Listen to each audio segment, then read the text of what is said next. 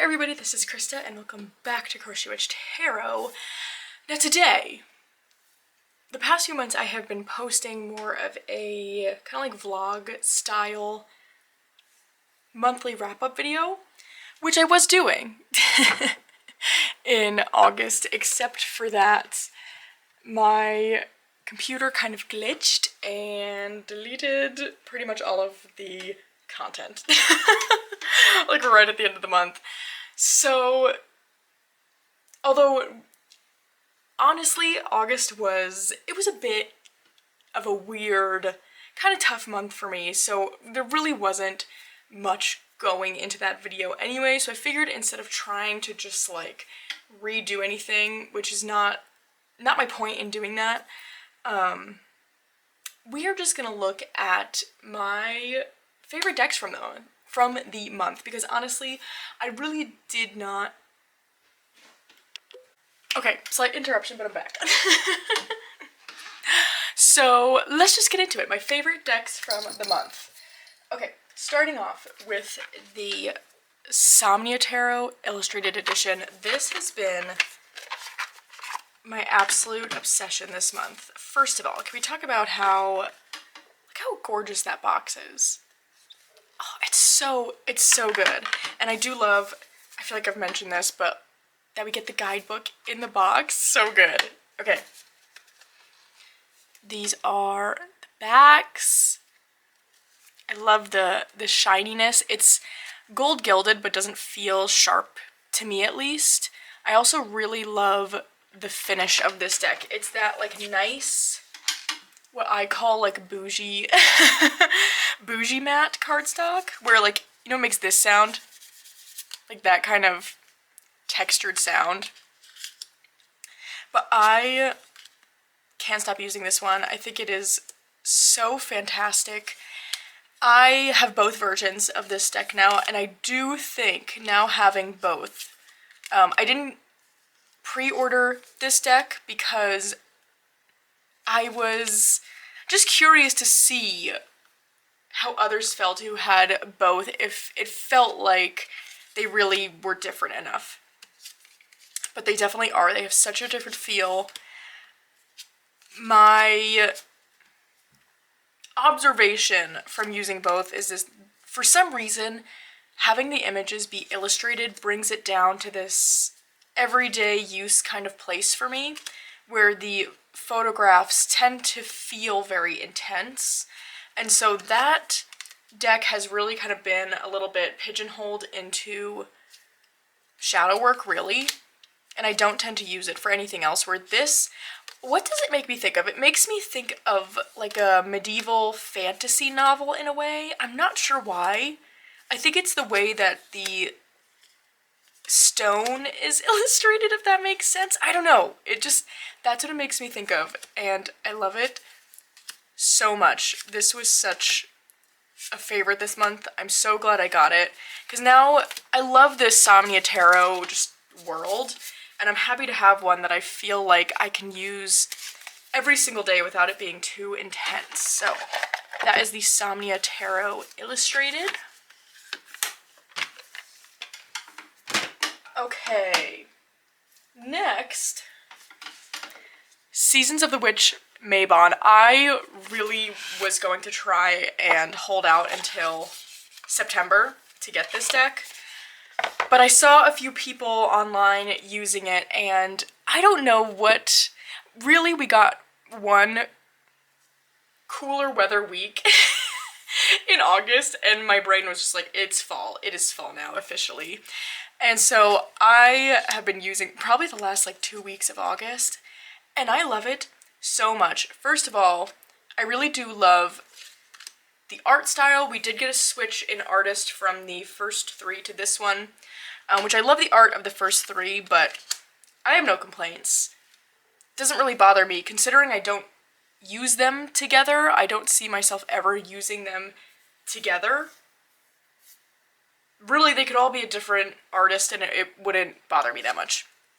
But what I do like about this one is the phrase at the bottom is a bit more, readable is not the right word, but I think easier to understand. It doesn't feel necessarily like, it's more of a key sentence rather than a piece of poetry, where I do really like the poetry on the other decks, but I don't know.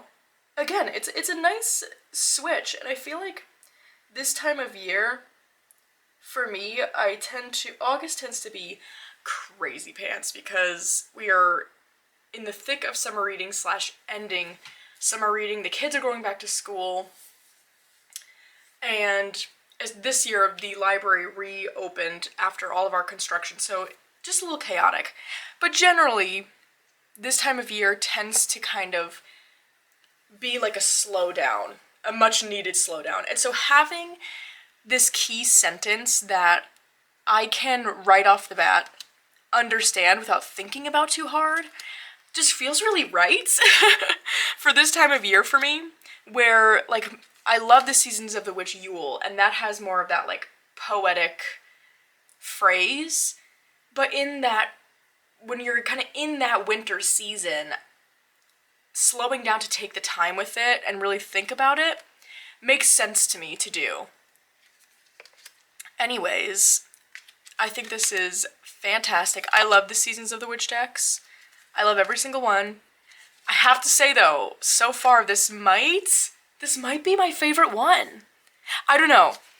I feel like it's been a while since I've used the Samhain and the Yule, which I do love both of those. I think the only one I'm not a super fan of, I guess I do really like it, but I probably like it the least, is the Beltane. But I don't love that time of year in general, comparatively, so I think that's all that is. But these cards are beautiful. I have been really loving them, and I can't wait to continue to use them this month. So that is these Seasons. Oh, we've got orange backs this time with orange gilding, which is fun. So that is the Seasons of the Witch Mabon Oracle.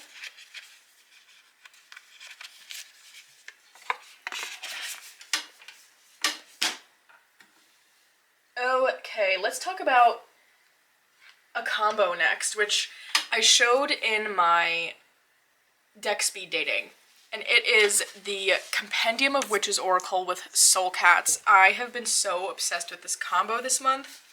It just really works, and I have ended up pulling one of these witches with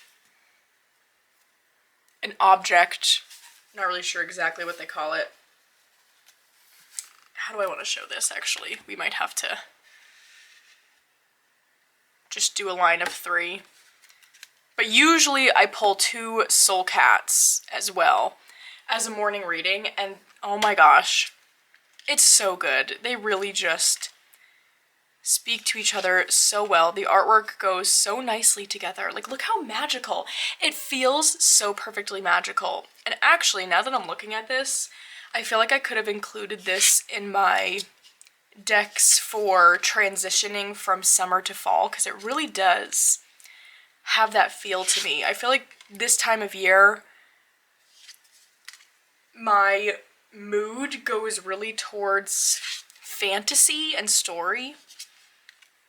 And this really, really brings that for me. Oh, look how beautiful that is. I just can't get over the visual of it is just so amazing. So I already know this is going to be out for September, because I just don't know that I'll ever be over it. It's so pretty.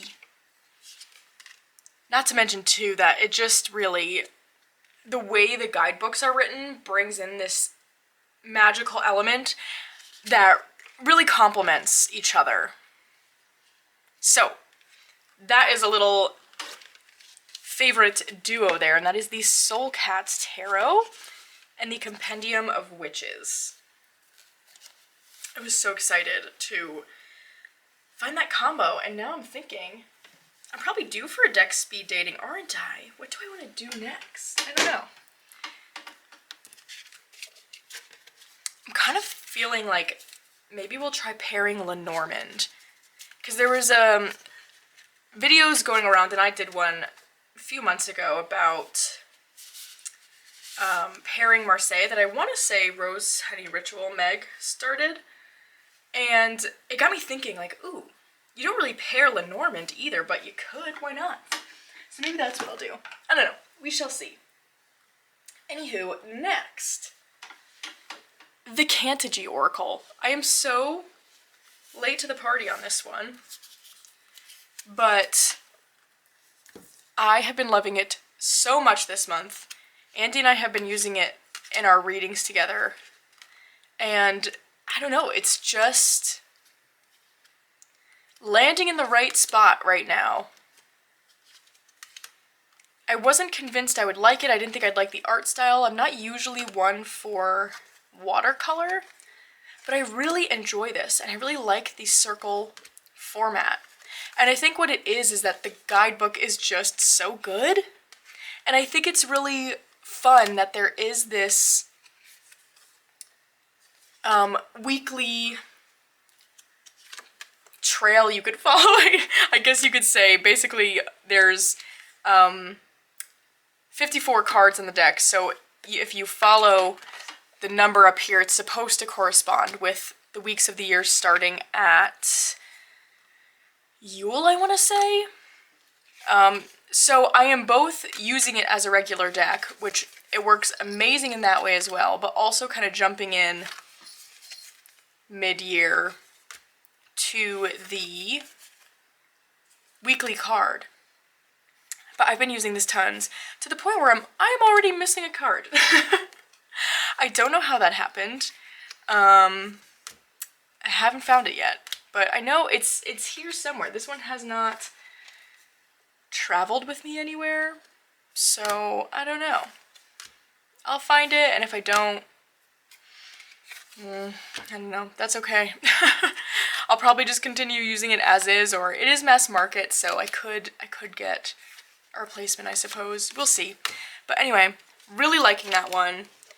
I love the backs. My favorite part probably is in the guidebook, you get these portal questions, they're called, but it's really cool to use this deck as a jumping off point for a more extended reading, because you can kind of use those questions as a spread, which is fun. Alright, next up, I've got two more. The Dark Wood Tarot, is that what it's called? I think so, it's Dark Wood for sure. This, I love the backs.